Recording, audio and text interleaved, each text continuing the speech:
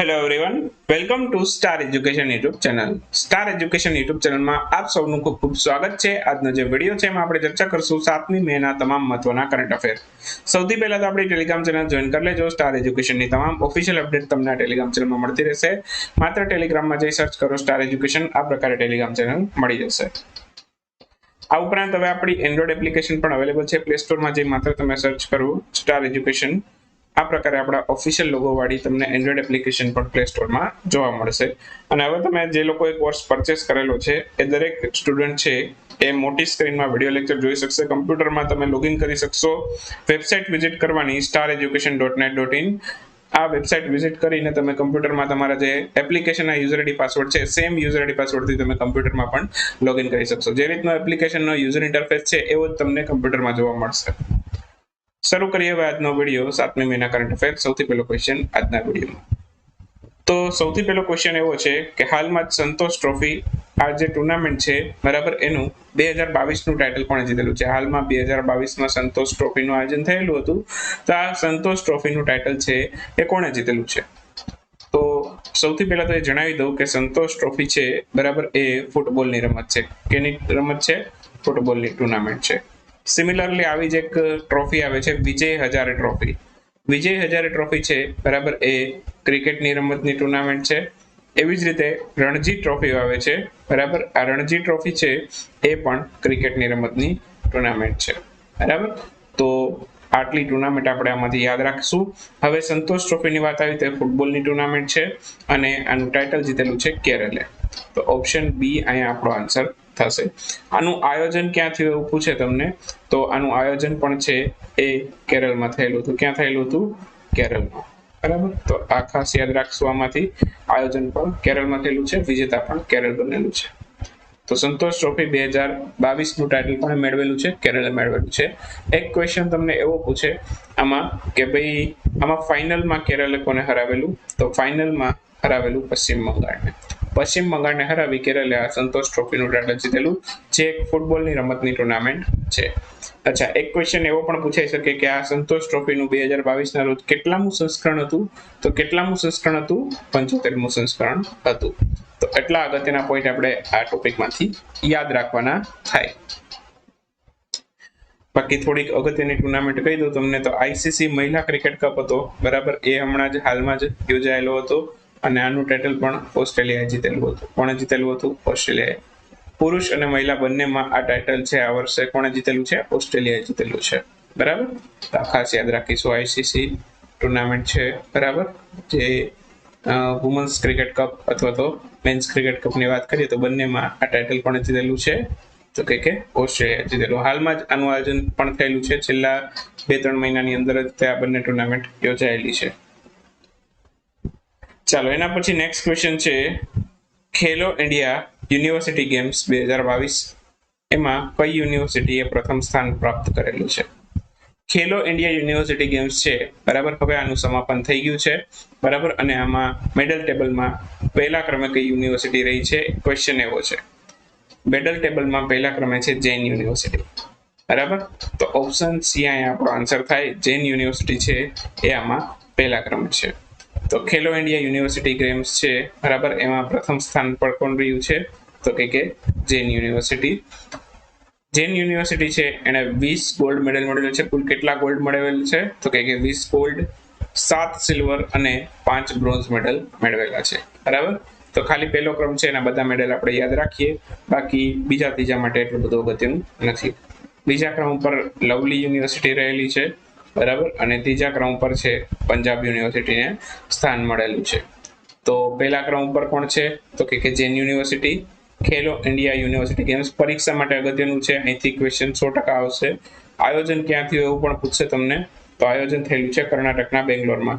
બેંગ્લોરમાં કયા સ્ટેડિયમમાં આનું આયોજન થયેલું? નામ પણ યાદ રાખજો. Shri Kanteerava outdoor stadium. ત્યાં આનું આયોજન થયેલું છે ખેલો ઇન્ડિયા યુનિવર્સિટી ગેમ્સનું. અને આનું શુભંકર કોણ છે? વીરા. ચલો, વીરા છે બરાબર એ શું છે? ઇન શોર્ટ એનિમલ છે, પ્રાણી છે, પક્ષી છે. અને પ્રાણી છે તો કયું પ્રાણી છે એનો આન્સર તમારે મને આપવાનું છે કોમેન્ટ બોક્સની અંદર. તો આ ઓલરેડી આપણે ચર્ચા કરી ગયા છીએ ખેલો ઇન્ડિયા યુનિવર્સિટી ગેમ્સ અગાઉ જ્યારે શરૂઆત થઈ હતી ત્યારે મેં તમને બધું કીધેલું હતું શુભંકર મેસ્કોટ વિશે, બરાબર. તો હવે તમારે મને કહેવાનું છે કોમેન્ટ બોક્સની અંદર કે આ વીરા છે એ શું છે, બરાબર. પ્રાણી છે, પક્ષી છે, અને શું છે? પ્રાણી છે તો કયું પ્રાણી છે, પક્ષી છે તો કયું પક્ષી છે, બરાબર. એ બધું તમારે મને કોમેન્ટમાં કહેવાનું છે. ચાલો એના પછીનો ક્વેશ્ચન છે ડેફ ઓલિમ્પિક 2022, બરાબર. એમાં ભારતના ધનુષ શ્રીકાંતે કયો મેડલ મેળવેલો છે? તો ડેફ ઓલિમ્પિક 2022 એમાં ધનુષ શ્રીકાંત છે, બરાબર, એમણે મેળવેલો છે ગોલ્ડ મેડલ. તો ઓપ્શન સી આપણો આન્સર થાય. ધનુષ શ્રીકાંત છે, બરાબર, એ શૂટિંગના ખેલાડી છે. કઈ રમતના ખેલાડી છે? તો કે શૂટિંગ, બરાબર. આ ખાસ યાદ રાખીશું આપણે, શૂટિંગની રમતના ખેલાડી છે ધનુષ શ્રીકાંત. બાકી ડેફ ઓલિમ્પિક કોને કહેવાય એ સમજી લઈએ. તો ડેફ ઓલિમ્પિક કોને કહેવાય? જેમની શ્રવણ શક્તિ ખૂબ ઓછી છે અથવા તો છે જ નહીં. તો એવા લોકો છે આ ટુર્નામેન્ટની અંદર પાર્ટિસિપેટ કરતા હોય. શ્રવણ શક્તિ જે લોકો પાસે નથી તો એવા વ્યક્તિઓ છે આ ટુર્નામેન્ટની અંદર ભાગ લઈ શકે છે, બરાબર. તો એવા લોકો બધીર લોકો માટે છે, એમને બધીર પણ કહેવાય. તો બધીર લોકો માટેની આ એક ઓલિમ્પિક છે જેને ડેફ ઓલિમ્પિક કહેવાય છે. ઇંગ્લિશમાં ડેફ કહેવાય, બરાબર. ગુજરાતીમાં શુદ્ધ ભાષામાં કહીએ તો બધીર કહેવાય, બરાબર. જેમની પાસે શ્રવણ શક્તિ નથી એવા લોકો. તો ડેફ ઓલિમ્પિક 2022 છે, બરાબર. એનું આયોજન ક્યાંથી હતું એવું પૂછે તો સાઉથ અમેરિકામાં આ ટુર્નામેન્ટનું આયોજન થયેલું હતું.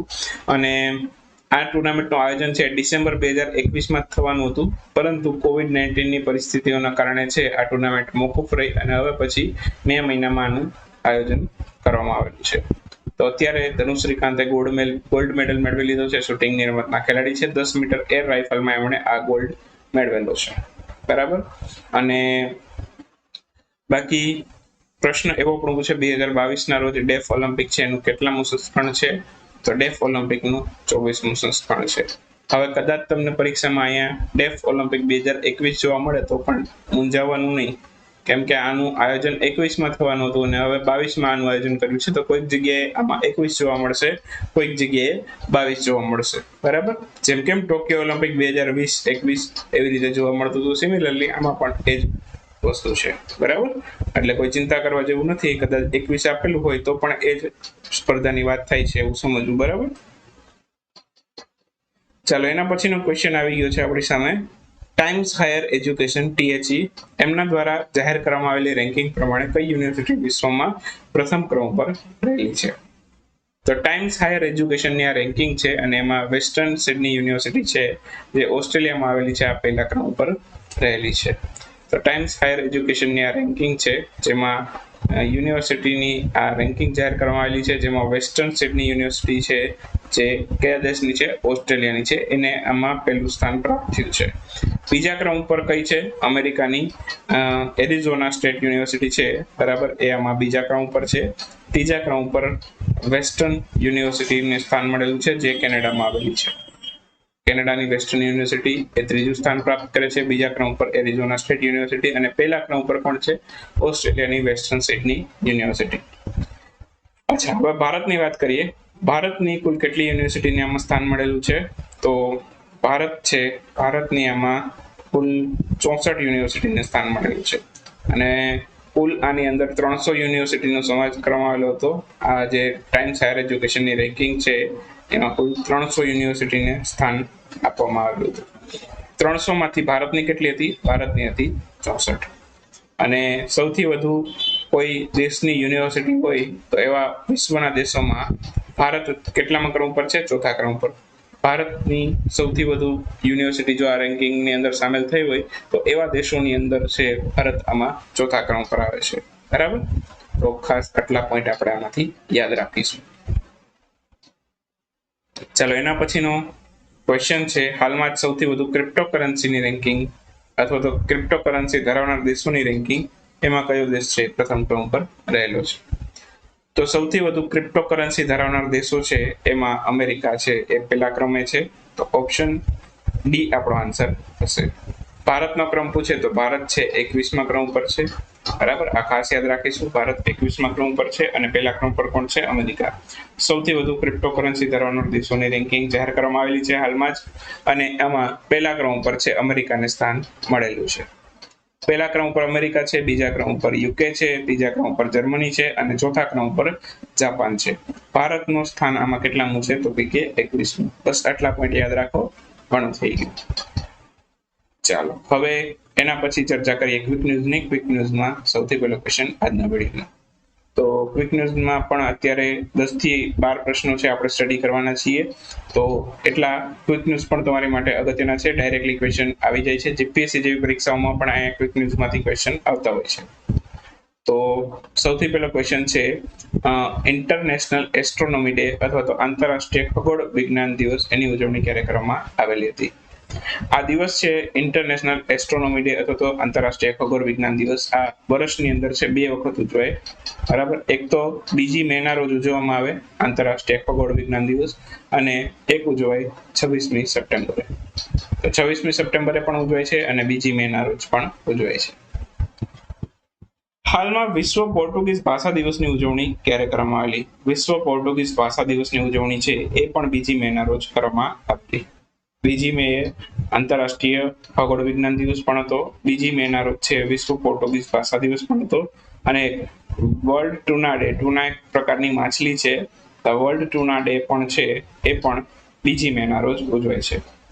હાલમાં જ કોલ માઇનર ડે ની ઉજવણી ક્યારે કરવામાં આવેલી હતી? કોલ માઇનર ડે છે એ 4 મેના રોજ ઉજવવામાં આવેલો. એના પછીનો ક્વેશ્ચન છે હાલમાં ચર્ચામાં રહેલ પુસ્તક લીડર્સ, પોલિટિશિયન્સ એન્ડ સિટીઝન. આ પુસ્તકના લેખક કોણ છે? તો આ પુસ્તકના લેખક છે રશીદ કિડવેઈ. ચાલો એના પછીનો ક્વેશ્ચન છે તાજેતરમાં કયા રાજ્યની સરકારે નીરજ ચોપરાના વતનમાં એક સ્ટેડિયમ બનાવવા અંગે જાહેરાત કરેલી છે? નીરજ ચોપરાના વતનની અંદર છે એક સ્ટેડિયમ બનાવવાની જાહેરાત કરવામાં આવી છે હરિયાણા દ્વારા. તો આન્સર આવશે હરિયાણા. બરાબર. નીરજ ચોપરા છે એકમાત્ર આ વખતના ઓલિમ્પિક ખેલાડી છે. 2020ના જે ટોક્યો ઓલિમ્પિક થયેલા હતા, તો એ ટોક્યો ઓલિમ્પિકમાં ગોલ્ડ મેળવનાર એકમાત્ર ભારતીય ખેલાડી કોણ હતા? નીરજ ચોપરા. ભાલાફેંકની રમતના ખેલાડી છે અને 7 ઓગસ્ટે એમણે ભારતને ગોલ્ડ અપાવેલો. 7 ઓગસ્ટનો જે દિવસ છે ભારતને નીરજ ચોપરાએ ગોલ્ડ અપાવેલો, એની યાદમાં આ દિવસ છે, બરાબર, એ ભાલાફેંક દિવસ તરીકે ઉજવવાનું જાહેર કરેલું આપણી ભારતની ઓલિમ્પિક કમિટીએ. તો ખાસ યાદ રાખીશું, બરાબર. નીરજ ચોપરા છે એમણે ભારતને ગોલ્ડ અપાવેલો, બરાબર. અચ્છા, એક ક્વેશ્ચન એવો પૂછાય કે ઇન્ડિવિજ્યુઅલ વ્યક્તિગત રીતે ગોલ્ડ મેળવનાર નીરજ ચોપરા છે એ કેટલામાં ભારતીય ખેલાડી છે? તો યાદ રાખજો, એ બીજા ભારતીય ખેલાડી છે કે જે વ્યક્તિગત રીતે આપણા માટે ગોલ્ડ લાવેલા છે. તો પ્રશ્ન એ થાય, સૌથી પહેલા કોણ હતા? સૌથી પહેલા હતા અભિનવ બિંદ્રા. કોણ હતા? અભિનવ બિંદ્રા. એમણે ભારતને ગોલ્ડ અપાવેલો કઈ રમતમાં? શૂટિંગની રમતમાં, અભિનવ બિંદ્રાએ. તો આ પણ આપણે યાદ રાખીશું, આ જીકેની દ્રષ્ટિએ અગત્યનું છે. તાજેતરમાં કઈ કંપની દ્વારા ભારતનો સૌથી મોટો હોમમેડ હાઇડ્રોજન ઇંધણયુક્ત છે ઇલેક્ટ્રિક જહાજનું નિર્માણ કરવામાં આવેલું છે? તો આ હાઇડ્રોજન ઇંધણયુક્ત ઇલેક્ટ્રિક જહાજ છે, બરાબર, એનું નિર્માણ કરેલું છે કોચી શિપયાર્ડ લિમિટેડે. આન્સર આવશે કોચી શિપયાર્ડ લિમિટેડ. હાલમાં જ આની સ્વર્ણ જયંતિ પણ ઉજવવામાં આવેલી હતી, તો આ પણ આપણે યાદ રાખીશું. અને એનું ઉદ્ઘાટન કરેલું હતું અમિત શાહે. હાલમાં જ નેશનલ ઇન્ટેલિજન્સ ગ્રીડ, જેને ટૂંકમાં નેટ ગ્રીડ પણ કહેવાય છે, એના કેમ્પસનું ઉદ્ઘાટન કોના દ્વારા કરવામાં આવેલું છે? આ પણ કરેલું છે કેન્દ્રીય ગૃહમંત્રી અમિત શાહે, બરાબર. એક કોર્પોરેશન મંત્રાલય, ગૃહ મંત્રાલય ઉપરાંત કોર્પોરેશન મંત્રાલયનું પણ ચાર્જ સંભાળે છે તેઓ, બરાબર, અથવા તો એમના પણ તેઓ મંત્રી છે, બરાબર. તો અમિત શાહ 2 મંત્રાલયના મંત્રી છે, ગૃહ મંત્રાલય અને કોર્પોરેશન મંત્રાલય. અને આજે ઉદ્ઘાટન કરવામાં ક્યાંથી કરવામાં? બેંગ્લોર ખાતેથી. એના પછીનો ક્વેશ્ચન છે હાલમાં કઈ ભારતીય ટીવી ચેનલ છે એને પ્રતિષ્ઠિત ENBA એવોર્ડથી સન્માનિત કરવામાં આવેલું છે? ENBA એવોર્ડ છે એનાથી દૂરદર્શનને સન્માનિત કરવામાં આવેલું છે. કયા શો માટે? એક પેટ શો છે બેસ્ટ ફ્રેન્ડ ફોર એવર, એના માટે એને સન્માનિત કરવામાં આવ્યું છે. ચાલો, એક કંપનીએ રિપોર્ટ બહાર પાડ્યો છે મેરકોમના ઇન્ડિયા સોલાર પ્રોજેક્ટ ટ્રેકર. આ આખું નામ છે મેરકોમના ઇન્ડિયા સોલાર પ્રોજેક્ટ ટ્રેકર. તો આખું નામ છે એનું, અને એમણે એક રિપોર્ટ બહાર પાડેલો છે. આ રિપોર્ટ અનુસાર ભારતનું કયું રાજ્ય છે 10 ગીગાવોટની સંચિત મોટા પાયે સોલાર ઇન્સ્ટોલેશન સુધી પહોંચનાર ભારતનું સૌથી પહેલું રાજ્ય બન્યું છે. તો 10 ગીગાવોટ સુધીની સંચિત મોટા પાયા પરની સોલાર ઇન્સ્ટોલેશન સુધી પહોંચનાર ભારતનું સૌથી પહેલું રાજ્ય બન્યું છે રાજસ્થાન. બરાબર, તો આન્સર આવશે રાજસ્થાન.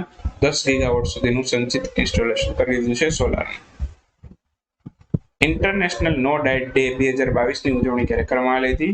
ઇન્ટરનેશનલ નો ડાયટ ડે એટલે આ દિવસ છે, બરાબર, એવું કહેવા માંગે છે કે કેલરીની કોઈ પણ પ્રકારની ચિંતા ના કરો અને તમે તમારું ભોજન છે વ્યવસ્થિત રીતે ભેગા કરો. બરાબર, તો એ બાબત પ્રત્યે જાગૃતતા ફેલાવવા માટે ઇન્ટરનેશનલ નો ડાયટ ડે ની ઉજવણી કરવામાં આવે છે. ડાયટ કરો પણ એવી રીતે નહીં કે જે સ્વાસ્થ્યને હાનિકારક થાય. બરાબર, તો ખાસ ધ્યાન રાખજો. આ નો ડાયટ નો મિનિંગ એવો નથી થતો કે તમે ડાયટ ના કરો, બરાબર, પરંતુ ઘણા લોકો છે, બરાબર, એમને ડાયટનું પૂરતું નોલેજ ના હોય અને પોતાની રીતે ખોટી રીતે ડાયટ કરતા હોય.